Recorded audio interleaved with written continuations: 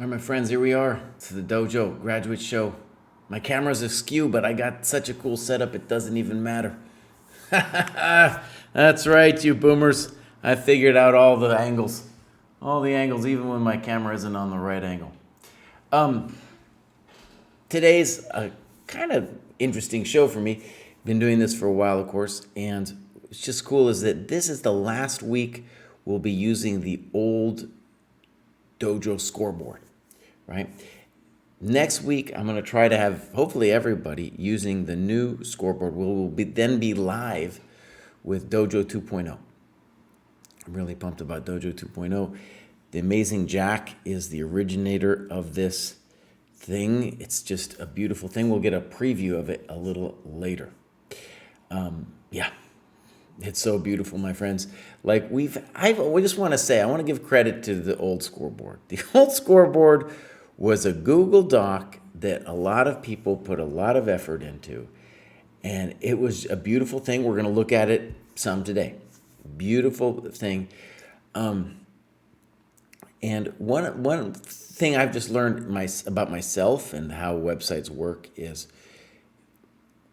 with the new scoreboard, it's much more fun and much more inviting for me to put my info in there. Because when I put the info in there, it'll give me some feedback about how I spent my time, about how many dojo points I have, how few Kostya doesn't have because he's a chump, So that gives me like a whole motivation to be there, that it just feels fun and cool in a way that this old scoreboard didn't. That is not to say the old scoreboard, by the way, amazing, really amazing, but it didn't have the kind of draw for me personally, and I'm sure other people will feel the same. Many people, for example, especially of my generation, were like, "Boss, this is too hard to learn. This, this is like some Excel spreadsheet. I can't do it, boss. You're killing me." So I'll highlight that a little bit today. We got 4 people.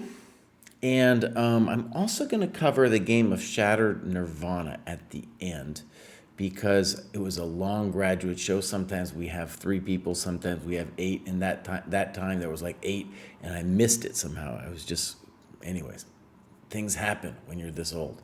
Right? I missed Shattered Nirvana's game, so I'm going to cover his game in a little bit. Now, what you see here are the notes, not of Ricky, who graduated today, but of his opponent. Because Ricky, excuse me, what are you saying, boss? No, you're all messed up. This has nothing to do with Ricky. Ricky is not responsible for any of this. Our 2 first people, Ricky and Shimakaze, do not have any games in the database that I could find. Okay, so what we're going to do is we're going to actually start on the scoreboard. This is our old scoreboard. It's still a beautiful piece of art.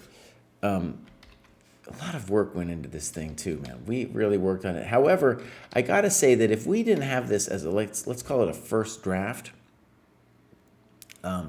we wouldn't have been able to develop the current thing, because the first draft, if you want to call it that, helped us understand so much about how this kind of thing needs to be organized. Okay, so our first thing I want to point out is Ricky started in the 400 to 600 cohort. Now, one obvious thing is that when we progress to Dojo 2.0, we're going to split that into 400 to 500, 500 to 600. Why? Because 400 to 600, that's too long of a spread, my friend. That's too long of a spread. So now if you look, Ricky claims to have submitted a game. I couldn't find it. In any case, did a post-mortem as well. Did his mate in ones, beautiful. Did the first chess workbook, beautiful. Did his puzzle rush, beautiful, right? So, and that got Ricky to where he is today, which is 600, 700. And there he is, number 102, right there. So we're going to shame Ricky and say, Ricky Bowes, you got to submit your games, dude. You got to submit your games, and I'll show you with the new site, we have a pretty cool way to submit games. Okay, next up is Shimakaze, who you can see there, right there, is the 600, 700. Now, Shimakaze started there, and has since graduated several times. Started at 917 ChessCom and is now 1210. We have got, I think it's 70,000 plus points have been earned in the Chess Dojo Training Program. People like Shimakaze are really bringing it, obviously. That's 300 points. That's 300 points for the dojo right there. So, beautiful. Now, let's just take a look at Shimakaze here. No games have been analyzed yet. And now, actually, this, I want to claim that this kind of inaction on the scoreboard, like I'm sure a lot of people were just like, this scoreboard, whatever, it's not for me. I don't need to use it. I'm hoping with the new scoreboard that people will be drawn into it. Let me give you an example. You know, there's this chump named Hello Kostya. That guy wasn't using the scoreboard properly either, my friend. But now, with the beautiful scoreboard that we have, I think we're going to get a lot more engagement. And when you get more engagement, like you really see what your cohort's doing, which was the original intention all along. One invention, actually, that I just want to give credit to here is we came up with these progress bars, and then you'll see on the news site, we really went to town with the progress bars. Okay, next up is Krooney. Let's find Krooney on the scoreboard, and then I'm going to show you guys a game that Krooney played. The idea, by the way, of the show goes back actually before the Dojo Training Program, where we used to do a game review show for ChessCom, and people would send in their games, and I would cover their games. And now with the graduates, I want to cover games that the graduates have played. Not everybody analyzes their games. As we've seen, Ricky and Shima, as we've seen, not everybody sends in their game. In any case, Krooney here, let's look. Krooney says, look at that, 98, that they have submitted games. I cannot find any except games from another player. Okay, but I want you to see there that's 38 has been played, 38 have been analyzed, 14 postmortems. That's great numbers. I just couldn't find any of those games. And then good progress on the maiden twos, past where they needed to be over here. And that can carry over to the next cohort. And your standard puzzle rush stuff, some classic games. Okay, great. Now, let's go in here, and now somebody's probably already yelling at me. They're probably saying, Kraai, you're not looking at the chat, boss. You're not looking at the chat. I'll be there. It might take me a little while, okay? It might take me a little while. Chess for Coffee asks a very important question. Has the new site officially launched? I haven't checked it for a bit. The site will be live on May 1st, so then it's kind of like it'd be a sociological experiment. We need people who are in the program to transfer their data into the new site. I'm sure it won't all happen instantly, but that is when we're going to go live with the site. At the moment, we have, I'm going to guess, around 50 or so beta volunteers who've been, sussing out the little details that we need to figure.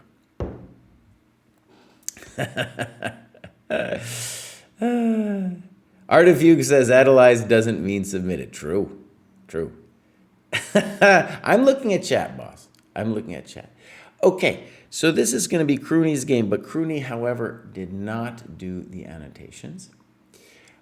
These annotations look pretty good. Let's get into it. Okay, fine.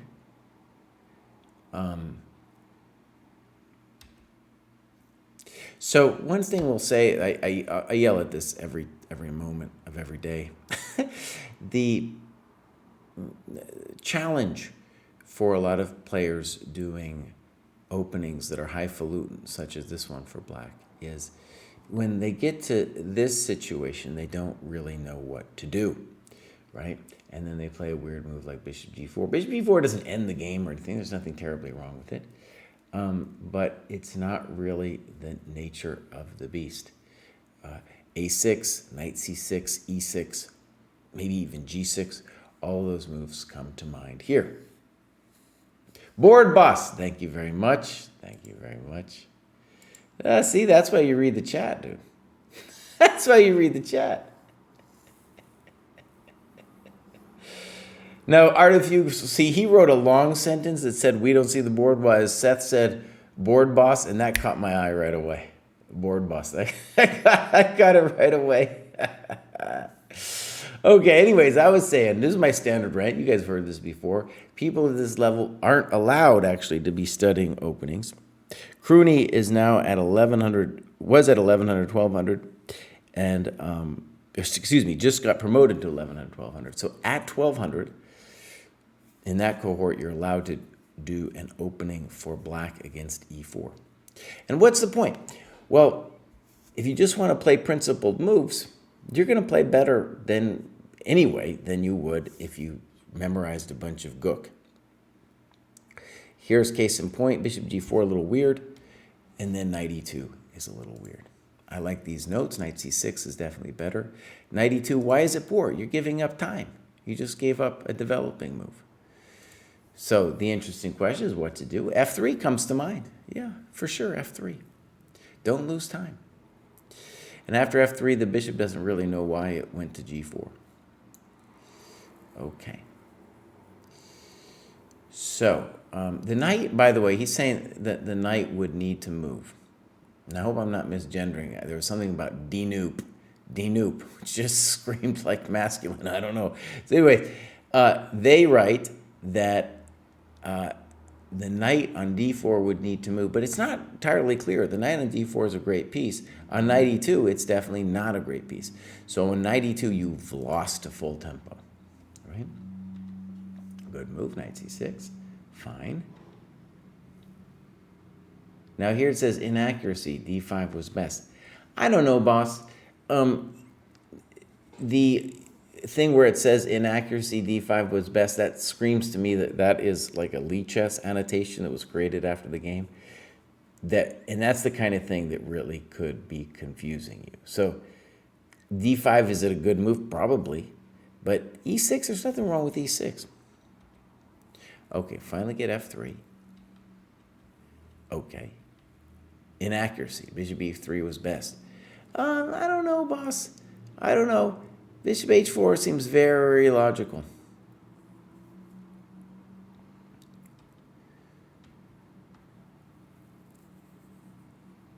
Now, these are the kinds of standard tactical situations where I like to think that you can really learn tactics by studying your games. Nobody believes me, by the way. They're like, Kraai, we need to be doing more puzzle rush, yada, yada. And I'm like, boss, this is in your games, these are the moments. So, for example, can black play knight takes e4? Well, I don't know off the top of my head. I'd have to analyze it, right? So knight e4, bishop e7, knight c3, bishop d8, knight d1. And the answer seems to be yes. Could have played knight e4. And that would be the kind of thing you'd want to check and double check. And you wouldn't want the computer telling you at the end of the game that this was there. No, you want to find it with your own eyes, right? Okay. So, knight f4. Double up some pawns. Now, I love the grammar of that. Double up some pawns. Okay. Double up some pawns. Good. And now bishop c4. Very natural. Good. Now, it is an interesting question. How bad is this situation for white? For black. Maybe it's not as bad as it looks. In any case, it's up to white here to play something nice on this move, because this would dislodge our beautiful bishop from this diagonal. So I think, and let's just say, well, after we've taken the black's light square bishop, this is our main thing we got going on. I'll just say a couple obvious things to orientate ourselves here. Black's light squares are weak, but he does have these pawns covering some of the light squares. This king is one want to get out. This pawn is dominating our knight. This knight has some grief figuring out how to play a role, because he's blocked out of that square. So this move is interesting. Presumably it threatens e5, but it feels superficial, especially because knight a5 is a thing. So I think a move like a3, which, people are going to be like, Kraai, don't you tell us to develop? Well, I'm trying to tell you that this is a really big asset, and we never wanted to leave that diagonal. Yeah. Okay, so rook e1. By the way, let's just say there's 3 dimensions to chess: material, time, quality of position. And when we get to this like early middle game phase, it's oftentimes very hard to know what to do, time to do what, right? And so rook e1 makes, I guess to my mind, we're going to call it a cheap threat. And there's assets here that we want to be weighing. That's why I kind of went through that laundry list of just basic things that I observe in this position. Okay, so here we go. Rook e1. Rook a8, good move. e5 was the threat. Queen d2. Now it's not really attacking h6, right? It's not really attacking h6. Again, both players are unaware of the fact that knight a5 needs to be played ASAP to get the bishop off the e6 pawn. It's like, get off me, bro. Get off me, man. Get off me. Okay. g5. Now, g5 looks normal, and I have some sympathy for it. I think it's fine. But we should notice that there's a little bit of light square weakening there. Bishop f2, a6. Now, I don't understand this language. Now, the language where it says inaccuracy, g4 is best, it suggests that that's like Lee Chess or something after the game, telling us that that was best. g4 would be a very weird move here, by the way. I mean, like, well, I don't know about g4. Okay. So, a6, f4, blunder. So, I want to get my bishop to e6. It certainly has a nice threat of f5. But right, we are activating the rook. And I just want to say, one cool thing about grounding yourself in the situation earlier is to say that this pawn on f3 is dominating the knight and kind of nullifying this whole file. So that's no bueno, for sure. That can be discarded immediately. e5. Blunder. Now, was it a blunder? I wouldn't call it a blunder. But it's definitely a bad move. And let's talk about why. The e6 pawn is central to holding the bishop's diagonal, as well as holding this knight back from d5. Once e5's played, oh, wow. Those light squares are really juicy now. But is it like a blunder? I don't know. Just a bad move. For me, especially at this level, but even at my level, I would say a blunder is something where you miss something tactically, right? I don't like these annotations. I don't like them. It's like inaccuracy. Queen f5 was. It sounds like a computer. Sounds like a computer. Queen f5. And if you want to say queen f5 is best, what you should say is, I think queen f5 is a fine move, but you need to say something like, well, with queen f5, I'm really trying to dominate the light squares. And it's a little tricky because you would also have to find this variation. You need to find that variation. If you don't have bishop b6, there's a little bit of grief with the pawn. Okay, queen d2. Okay. Blunder. Bishop e3 was best. Nah, boss. A little, okay. Okay. Bishop g5, and now queen d3 is a mistake, because now you're allowing bishop e3. Okay. That's still a beautiful position. Black gets his dark squares. No one knows what queen e6 is about. Knight d4, fine. I don't like these annotations. Now, I'm going to stop it there, but I just want to say this is really Danube and not Krooni. Krooni is the one being elevated today. That these annotations are a good example of how when you let the computer do your thinking for you, you don't have any human explanation for what happened. And then when you play next, you're not going to have the computer with you. So you're not going to have a human understanding of what happened in your game. Okay. Okay, so the engine is radiation.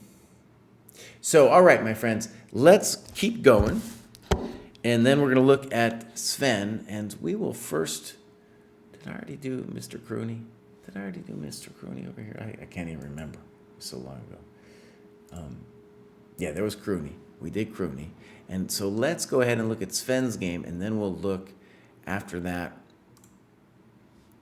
at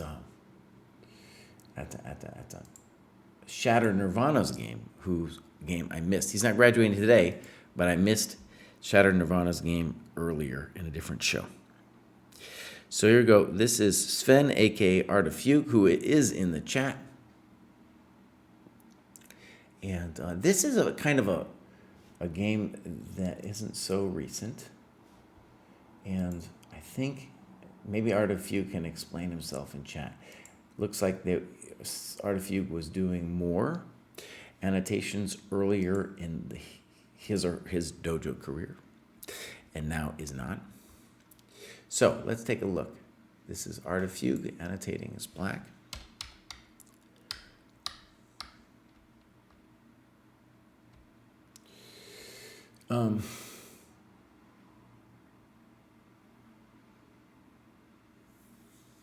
Okay. So a little bit confused with the annotations in that it says I used to play Moroxy Bind, but with that move order. Wait, maybe this is not Art of Fugue. I gotta be careful here about. Maybe this is somebody else. I thought it was Art of Fugue's analysis. So let's just go a couple moves. F3.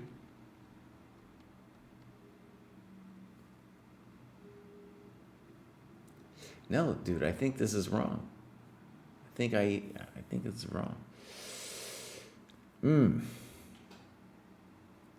So Art of Fugue bows. This is an old game of yours, man. All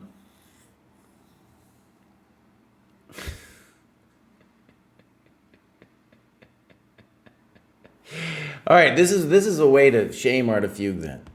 This is a way to shame him. Because Art of Fugue hasn't been submitting their games. There were a couple games that were all from other people. For whatever reason, I thought this one was from Art of Fugue, but it's not. Let's take a look anyway. Bishop d7 is a little weird. Obviously, castle short's got to be the right move. But does Bishop d7 throw away anything? Maybe not. Let's just say that this is a little bit of, obviously, a theoretical line.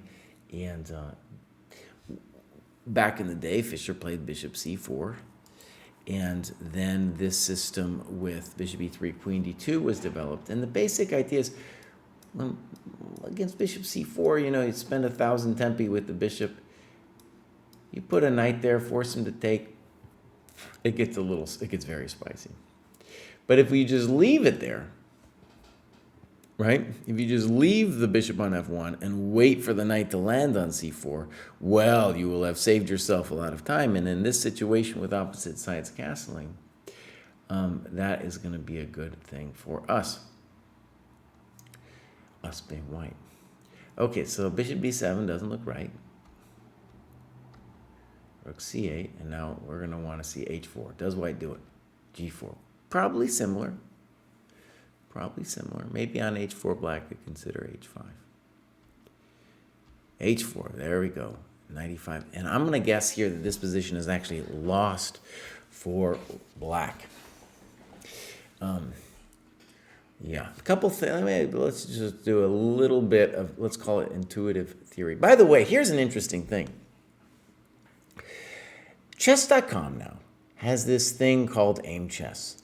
They bought it or something. It gives you some insights. I'm not really sold on it. Anyways, my student Jamil, I had understood on a teacher level that dude's openings were great, even though he hasn't done any memorization.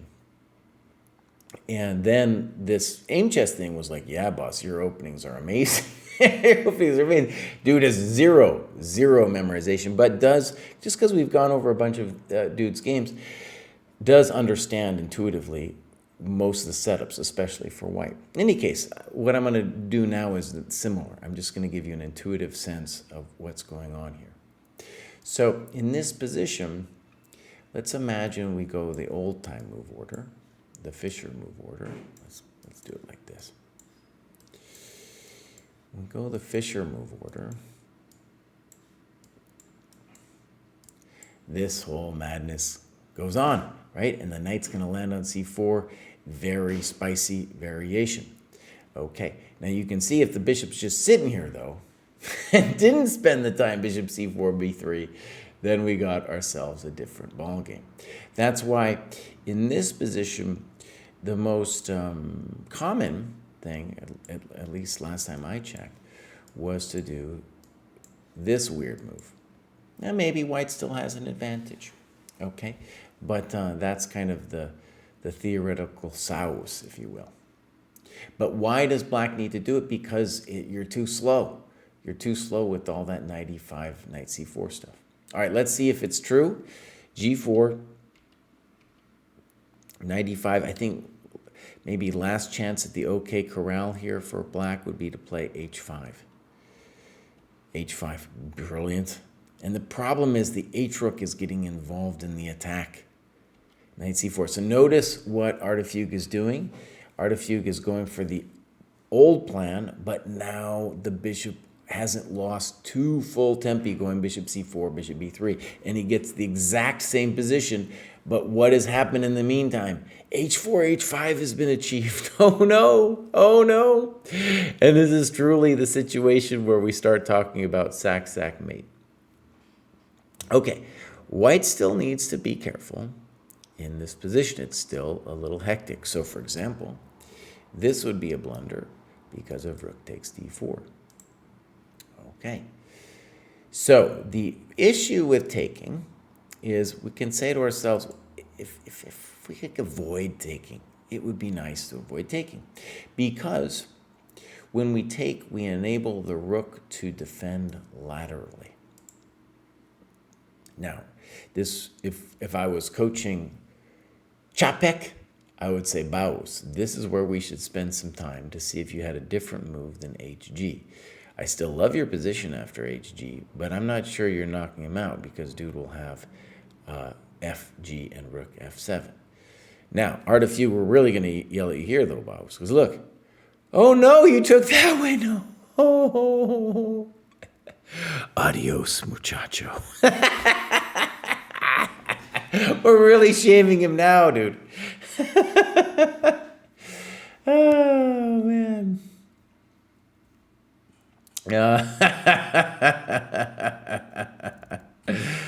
Woo, man. Oh, man. Oh, buddy. Yeah, boss. After FG, then white has to find a clever way to break through, and Čapek here analyzes e5, which is interesting, and queen h2. It still looks scary for black, but with rook f7, they will have some chances of survival. I don't know if they're going to make it to survival land, but they have some chances of survival. e5 does look good. Let's look at this analysis. And winning at least an exchange.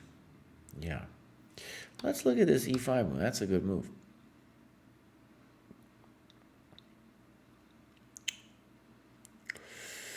Yep. And one cool thing about this e5 move is if it's true, and I don't see any reason right now why it's not true, then it would validate the decision to play HG and move earlier.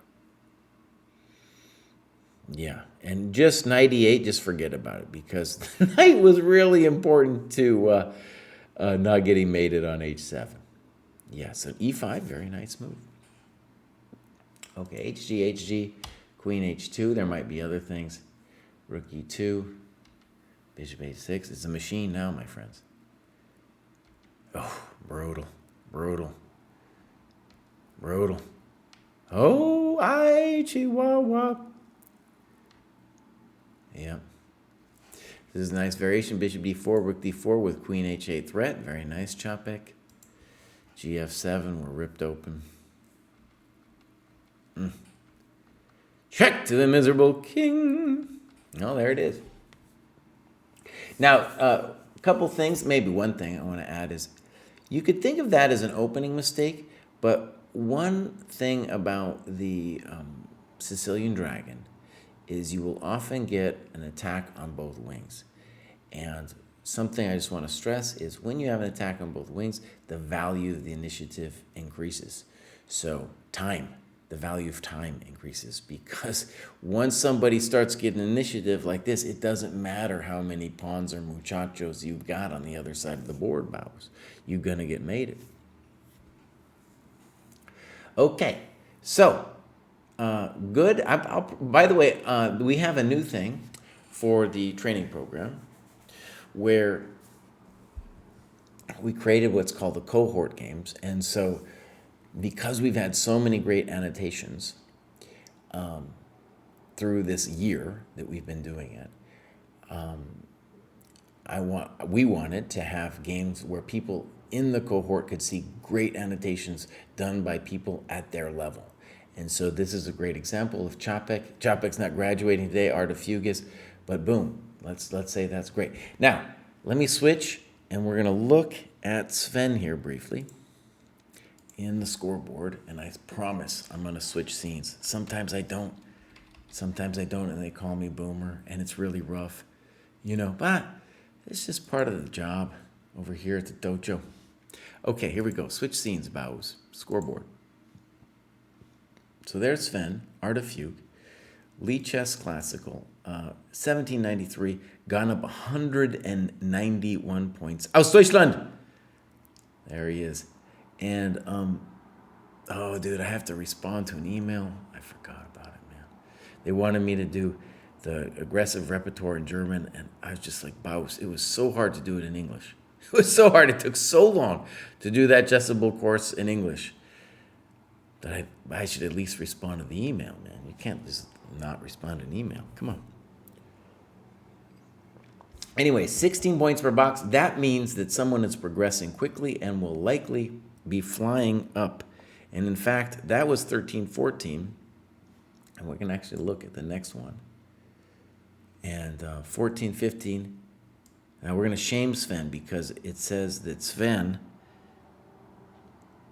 did a bunch of annotations. We didn't find them, Bows. We didn't find them.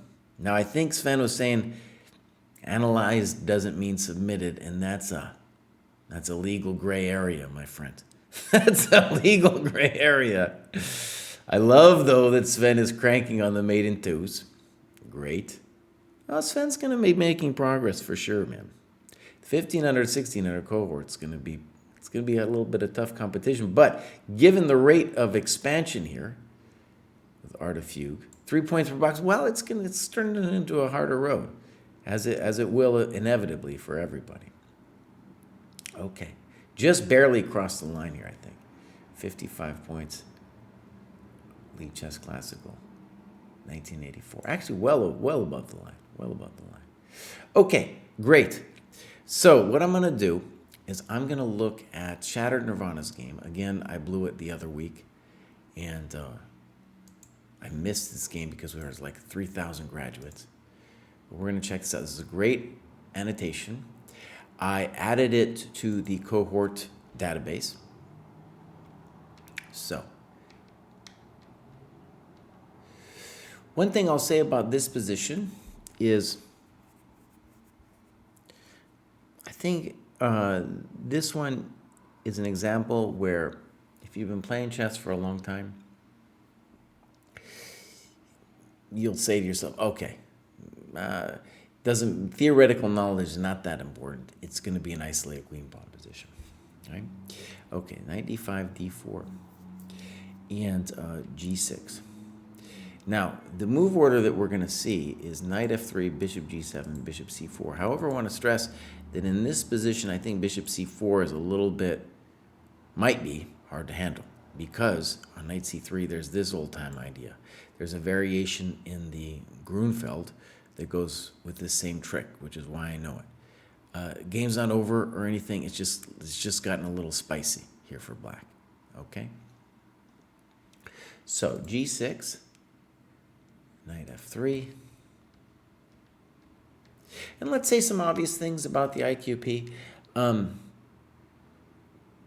First of all, might have been better to take on c3, because then we can castle and play knight c6, knight a5, maybe play e5 someday. A couple basic things. One thing is that if white is going to be better, then the reason they are going to be better is because of the either dynamic play or domination of one or more of the black pieces, right? And right here, this is a challenging situation for white because it's not clear which piece, if any, of blacks that we're going to dominate. Okay, so pop, and now big moment for white. White castles. Very natural, of course, to castle. It's definitely should be considered, and this would be an example of analysis, the move h4, right? h4 should be considered, and black might even wish to play knight c6 here just to make h4 not quite as stressful, right? Okay. Yeah. Okay, here we go. Castles, knight c6, equal. Let's read the notes. Instructive moment. Let's actually flip sides too. And I promise I'm going back to the chat just because somebody's going to yell at me. This is an anti-Caro, yeah. Instructive moment. Continue my development. I also thought about developing the bishop, but I didn't want to give white the bishop pair on f3. That said, we both thought I would be slightly better in the continuations that followed, so it's something to keep in mind for the future. Okay.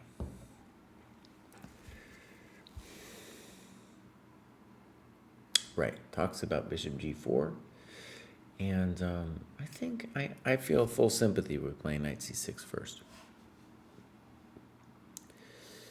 And does some great analysis, actually, of bishop e3. This is what I'm looking for, right?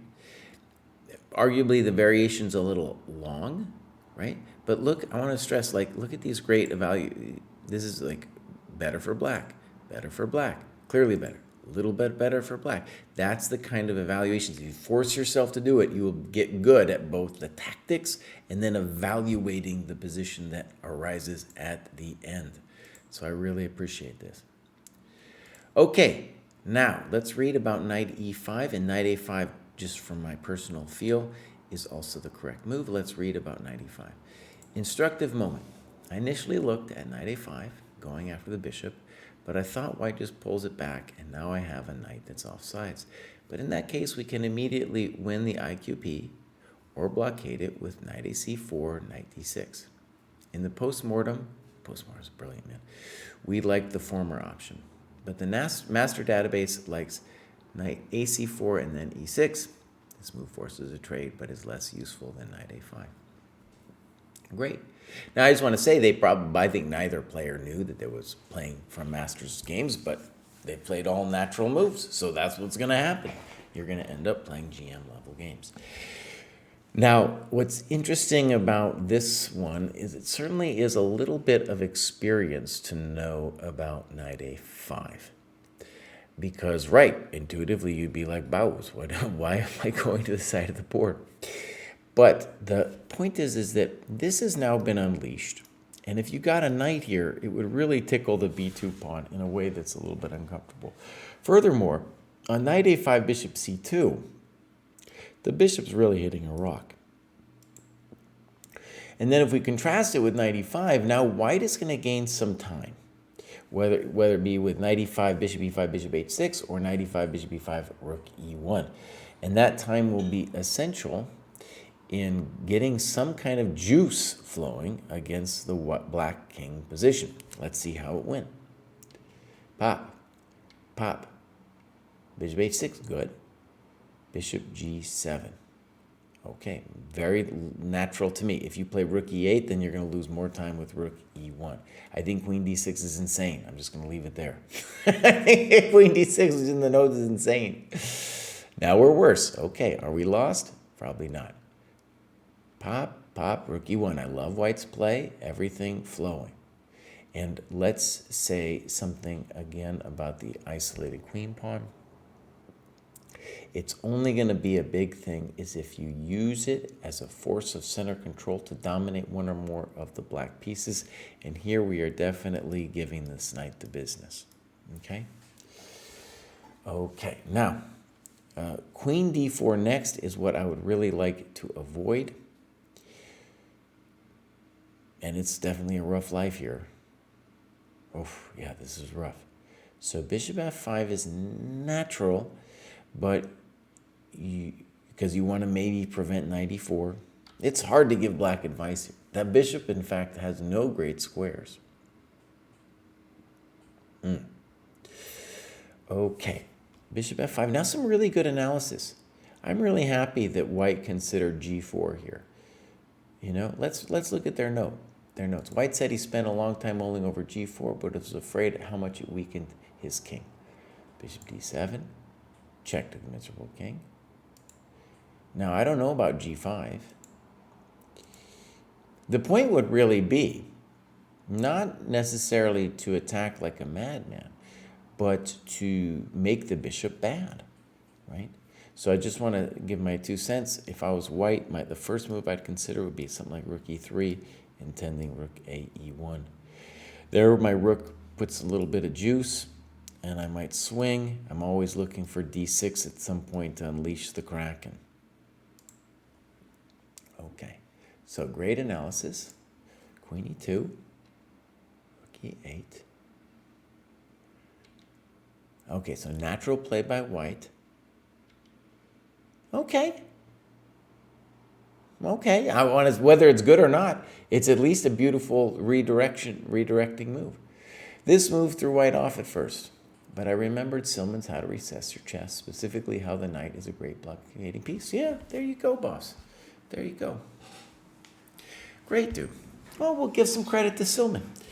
Back in the day, there were these books called, there was one in particular, I think the guy's name was Lifshitz. That's not a very nice sounding name. Anyway, the guy's name was Lifshitz, okay?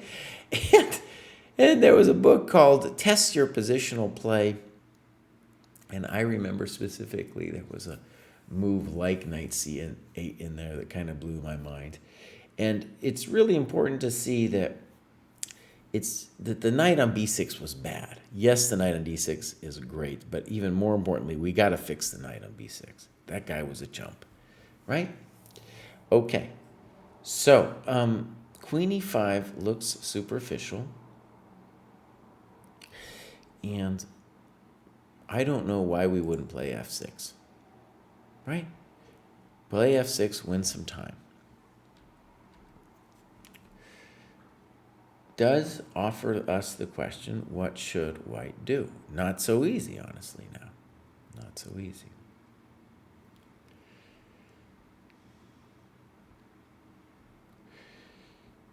At this point, you might even consider sacking a pawn.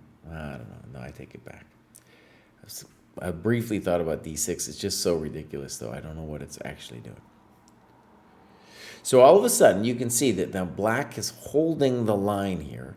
Hard for white to find an idea. Superficial check. We should definitely play f6. King g8, you're losing time, and d6 will come with a little bit more force. Okay. Throw Harry Scary at that. Good question. Yeah, that could definitely cross my mind. So we got a question for Daddy Outlook. Somehow figured out how to subscribe with Amazon Prime. What access does this give me? Is it the full dojo, partial dojo? Now, I think, so what you're doing is you're subscribing to our Twitch channel, for which I thank you very much. And that gives you access to watch the Twitch stream without nasty commercials. Also, well, if you watch the channel, you should give them a little love, right? Give them a little love. Okay, let's look. H4. White said this was a move made out of desperation. That can't be terrible. I don't know why it's desperation. It is true that we need to do something pronto. We need to do something pronto. And there is definitely a cracker now that white could throw at you. And that's d6. Let's look at how it might have gone. d6, knight takes. And now queen f4 is given, but that's a no comprende for me. How about knight d5?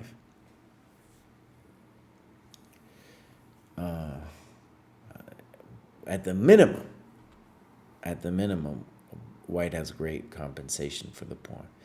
Why do we throw the pawn? We're making the rook more powerful. We're making the bishop more powerful. However, let's consider h4. That's not dumb. It's not dumb. What does black think they should have done? h5. Black wants knight d6. Now, one cool thing about knight d6 is you were simply preventing d6 from happening. Yeah. So one thing about that d6 is now the bishop is really just nasty, right? With d6, you sack the pawn, boom, bishop and the knight have great possibilities, and now the bishop's poor.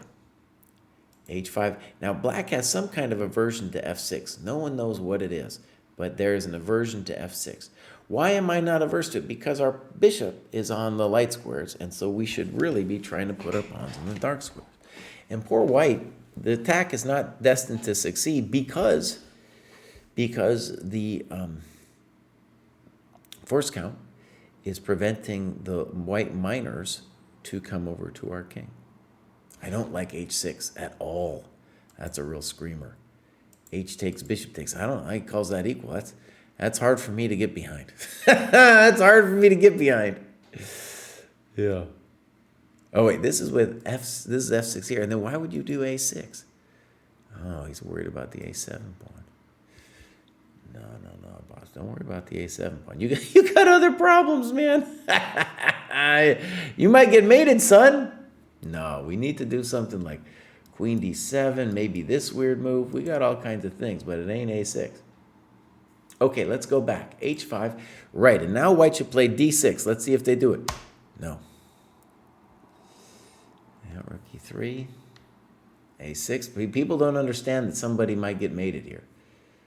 Rook g3. It looks a little superficial to me. Bishop g4. All right, now it's looking bad. No one's thinking about d6. Bam! Bam! Oh, that's pretty good. Dang, there it is. Tactics deciding the game. But that, I just want to say, Shattered Nirvana, that is a great annotation. And something I want to stress about the Dojo Training Program is we got all kinds of things going on, right? All kinds of things in the training program. This is the heart of it. This is great annotations. You're forcing yourself to do tactics, to do evaluations, and then by doing this, you'll gain a sense of how the opening is played. Very enlightening to me as a coach to see that Jamil has gotten up to 2,000 without really memorizing anything. I've given him brief breakdowns on just the dynamics of certain positions, and dude is playing them, And then we've gone over the games, and then by going over the games, what happens is you'll see some other plan with knight a5 c4 at some other point, right? And you'll be like, oh yeah, knight a5 c4, that's a real thing, especially with the bishop on g7, right? And then later, when you start making moves like a6, over here, you'll be like, Baus, I'm getting mated. I'm getting mated, Baus. Why am I moving a6? What are we doing, Baus? Yeah. What are we doing? Okay. Now, I want to conclude today just by showing a couple cool things about the dojo. This is kind of an intro to our beautiful new site. And I'll show a couple things. So, first of all, Baus, we are going to go. Someone shouting at me on Discord? No one's shouting at my Discord. So, let's go. Scoreboard. Thank you very much. And you can see the old scoreboard there. We're about to switch it. And then we're going to go, no, Baus. Oops, wrong window pause. There we go. So now here's our scheduler, and I'm going to just make a little bit of a Jadubska here. I got a Jadubit. So let me just go up. One cool thing about this is it's evolving, first of all. And up there at the top, we're going to prettify it. You know, we got to get a logo and a motto and stuff. But here's Art of Fugue. I was looking for Art of Fugue's games. There are several games that came up. These are annotated by other people. Again, we're shaming Art of Fugue, Sven. And let me just show you a couple things. So let's say go profile. This is my profile here. I go, these are first of all, just check this out. These are how much of the dojo score I've completed, how much of the tactics, how much of the end game, right? All requirements, games and analysis, opening, middle games and strategy. Amazing. One of the beautiful things too is we're trying to really dial in how many points you get for what. So that could still shift around a little bit. But in general, yeah, we have it going. So if I look activity, oh, look at this, my friends. Check this out, dude. So here's a score breakdown and a time breakdown. These things will evolve in a cool way. The more info I put in there, the cooler it gets. For example, the time breakdown starts with stuff I've just done in the last 2 weeks since I started putting info in here. The score breakdown is stuff that I've done, the last year or so with the program. So, for example, one thing that we're adjusting now is let's click on tactics. Oh, look at that mouse. Look at that beautiful pie chart, dude. Look at that thing. Look at that thing. So the Polgar mates in 2 are weighted too much for the people over 1600, and we're going to adjust that. So this will be worth less, but you can just see the things that I've done in here. You get 10 points for a book, and then we're going to get, I think, 0.005 now for a Polgar mate. So that will be adjusted. Now go back to cohort. Bam. And let's say I hit games and analysis. Boom. You can see there the score breakdown. The green is postmortems, annotated games, and then games played, right? I've played more games than I've annotated because I have played games against people who are low enough opposition that I don't annotate the games. I do not annotate the games if there's a significant gap. Okay, so let's do another one. Let's go middle games and strategy. Bam! And some of these books I need to update. And this is kind of weird, actually. Oh, Kostya gave positional decision making. That is by Gelfand. He gave that massive amounts of points. What's going on here? Which that one? That's master games to study. These things I'm still filling out. And one question, actually, we have to address is, I feel like with the puzzle survival score, that has to be done once a year. Obviously, you don't have to read a book once a year. But like I've read Kramnik Life and Games, but that was a long time ago. I feel like I need to do that again. Test of Time I've read, Fire and Board I've read, Secrets of Grandmother Chess I've read, but that was a long time ago. I might give myself credit for some of those, but anyways, part of the program actually of designing a program is that, you can't recommend books that you haven't read yourself. So in general, I've read all of these books. Okay, and then here we got time breakdown. Oh, beautiful, dude. And if we look at my opening, for example, oh, look at that, response to 1d4, 1d4. I've been doing in the last week, this week, in fact, I'm playing a tournament this weekend, so I'm doing some opening work. I haven't been sparring yet, but I've just been doing the files, practicing the stuff on Chessable. We might even find a way to give credit for doing work on Chessable. Let's go look at a couple other people here. So scoreboard, and let's hit this one, 15, 16. Look at this. Jack's done some stuff. Look, Don Loco's done some stuff with a scoreboard. Let's go spy. I don't know. Let's go spy on Don Loco. Activity. Oh, dude's been doing games and analysis like a madman, dude. Check it out. Yeah. And so far, you can see it hasn't done. I think what happened here, actually, you can see is that dude has imported their info from the old scoreboard, but hasn't actually started doing the stuff yet. So all he's read is or watched is "Welcome to the Dojo" for 55 minutes. Makes sense. And the more we get people on here, the more interesting, these kinds of graphs will become. So we hit tactics. Oh, look at that. Vulgar Baits, puzzle survival. Beautiful. Okay, my friends, it is looking really good. Actually, I'll show you one more cool thing. Games you can do by cohort. These are some games that I've put in. We have an old database where I have a lot more games, and these are just the games that I've put in the last week. So that's kind of cool. Let's just pick another cohort, see what happens. And I'll go search. Oh, look at that. There's Noop and Crooney that we just looked at. And yeah, beautiful, dude. So this is just going to grow and grow. Really cool. The homepage, I think, needs a little work, but what is cool about it is it shows you the recent graduates and some featured games. Right? I think we should work on this aesthetically a little bit, but in general, it is a beautiful thing. Okay, I've been avoiding the chat. Jesse has done no opening work. I've done some opening works, bows. Even Charles Hamilton thinks this looks good. And that guy, dude, he's Dr. No. That guy doesn't like anything. Okay? Cass Maid. Probably something lurid that I shouldn't be saying out loud. In any case, what are we doing?